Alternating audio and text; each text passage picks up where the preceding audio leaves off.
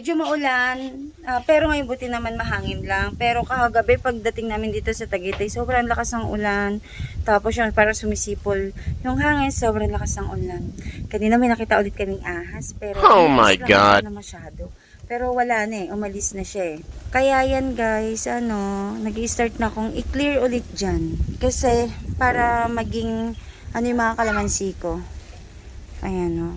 Nakakatuwa nga eh, kasi namumulaklak siya ulit. Kaya yung iba harvestan ko ulit. Nahinto lang ako pero nagdadamo-damo ako. Ayan, nagililinis ako pa konti-konti. Nahinto lang ako kasi may utos sila daddy sa akin. May breakfast na. Makalat pa yung bahay kasi nga nag-ayos kami. Ay, igikilid ko pala itong halaman. Nag-start na ulit kasi si Kuya Jory na mag-ayos. Ayan. Na yung aming pintuan. Ayan, inaayos na siya. Morning, Husky. Morning, Bikoy. Ito, si Bikoy. Yan. Mahangin na umaga. Madami akong kailangan ayusin dito as in sobrang dami. May ilan ako mga na-harvest na pinya. Inaayos na ni Daddy. Ayan. Good morning. Ganda ng bloom ng aking mga flowers. Ayan. And ito. Ito lumago na eh. Periwinkle daw ang tawag dito sa ganitong halaman. Sa ganito, ayan. Lumago na siya. Nung tinanim ko yan, sobrang liit lang, mga ganito lang. Kung maririnig nyo yung napanood nyo yung previous vlog ko dito. Kinuha ko pa to sa Ilocos. Sa halamanan ng tita namin. Sobrang liit lang, mga ganyan lang talaga. Ngayon, ito na siya. Malago na siya. Yung mga ngalog kasi nilipat ko dito. So dito naman siya ngayon nagbo-bloom at ang gaganda nila dito. Yan, magdadamo-damo din tayo dito kasi dumami din yung damo. Ganda din ang ating bougainvillea na mini.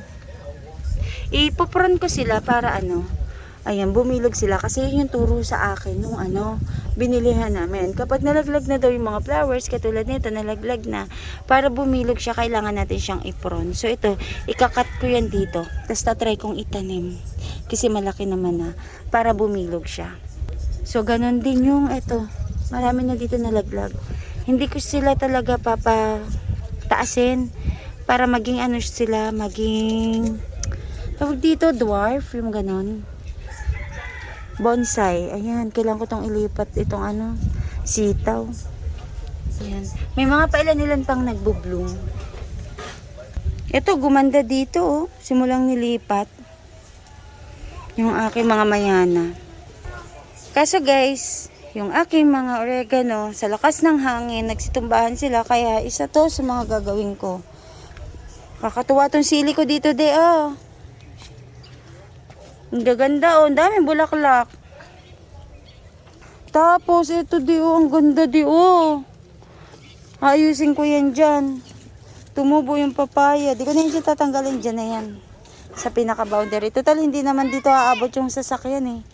Yung sa parking hanggang dyan lang. Ganda nito. Oh baby na, ang ganda na. Nag-bloom kaya na. Tapos eto pa nag-bloom din to, ang ganda-ganda.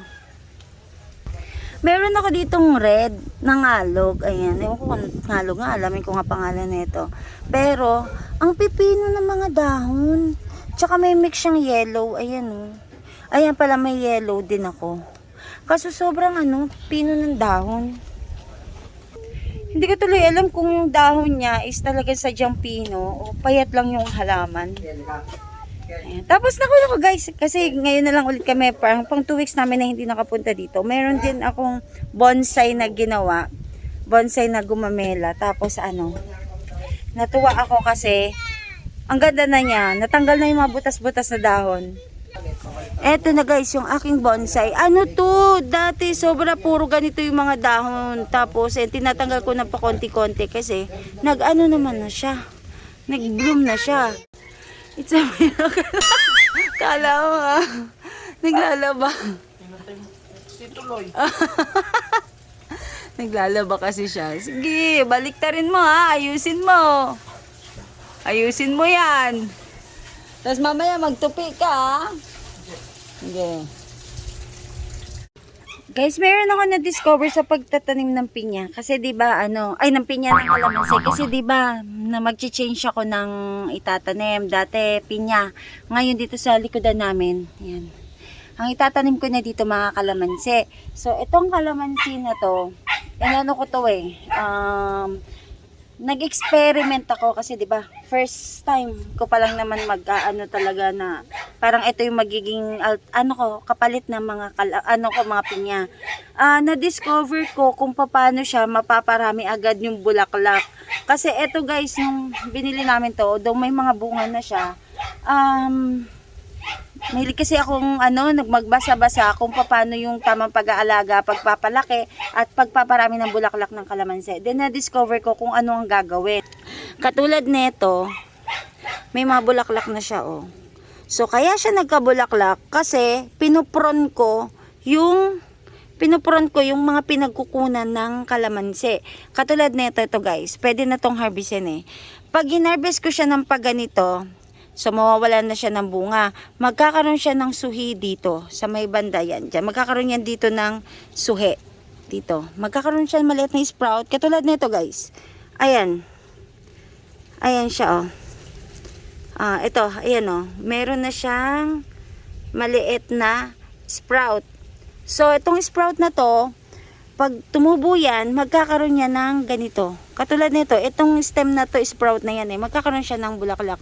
At sa isang stem niya, meron siyang 3 na kumpulan na bulaklak. Yung katulad nito, kung mapapansin nyo, 3 na siya May nalaglag nga. Hindi kasi dito yung pinagkunan ng kalamansi. Ayan So ang gagawin ko dito sa mga susunod ko na i-harvest, gugupitin ko na siya dito. Gugupitin ko siya dito. Ayan. Ayan. Ito kasi pwede na to. Ayan. Iuwi ko sa Manila. Marami nang pwede. Ayan. So, gugupitin ko yan para magkaroon ng sprout at dumami yung bulaklak na ganito. Ayan. Mahanggang nga dito, meron Ako ay magtitinola. Kuha tayo ng may iba ko ditong kalamansi. Walang bulaklak Bala nagagawa ko ng paraan para makabulaklak. Kuha tayo ng papaya. Kasi tayo ay magtitinola para kay Elise. Ito. Yung papaya na to, tanim ko to Ngayon, kuha tayo. Kunin na natin yung isa. Manguha tayo. Ito lang. Pwede na tong isa na to. Ay, shucks. Ayaw magpakuha. Ayaw magpakuha. Yan. Madagta pa. Cooking na ako ng tinola. Yan. Lagay ko na tong ating papaya kasi nakalimutan kong kumuha ng malunggay. At saka ng dahon ng sili. So, kuha muna tayo. Dito tayo kukuha sa aking tanim. Naku, yung malaki ko pala dito ng tanim na daganan. So, kailangan ko na siyang maayos. Ayan Dito tayo kuha ng dahon. Yung mga pwede lang. Kasi may mga bulaklak na siya Hindi ako makakuha ng maraming dahon ng sili kasi konti pa lang yung dahon. Punta na lang tayo doon at tayo ay kukuha ng dahon ng malunggay. Kuha tayo ng mga ilang peraso. Mga tanim kong mulberry, tataas na, kailangan na itong mapuron. Yan, ito na yung mga nakuha natin. Ang halo sa ating tinola. Diba magic? Magic yan? Paano? Eto, he use this to get magic. Okay, then? Kita ganon magic. Oh. Then? Close my window. Close the window? Yes, because I'm so busy. Magiging dark na here. It went dark. You want dark na mo si Kuya? Busy doon. Sige. Sige. Ikaw Sama lang. Sino kawawa? Michi. Kasi? Ay! Galing man. Ito, si Papa. Si Kala, ano nga tawag sa larong to? Gagawin, ha? Stocking. Ha? Cup stocking. Ah. Ang galing oh. Alam niya Kele kung paano ibaba. Meron dyan mga speed runner. Oo nga. Competitive game din yun. Oo nga. Pabilisan, di ba? At saka pa Ang cute. ito na Ito na, progress. Malapit na. Sunod yan. Pag maganda na yan, pipinturahan. Baby dog. Para maganda. It's a baby dog.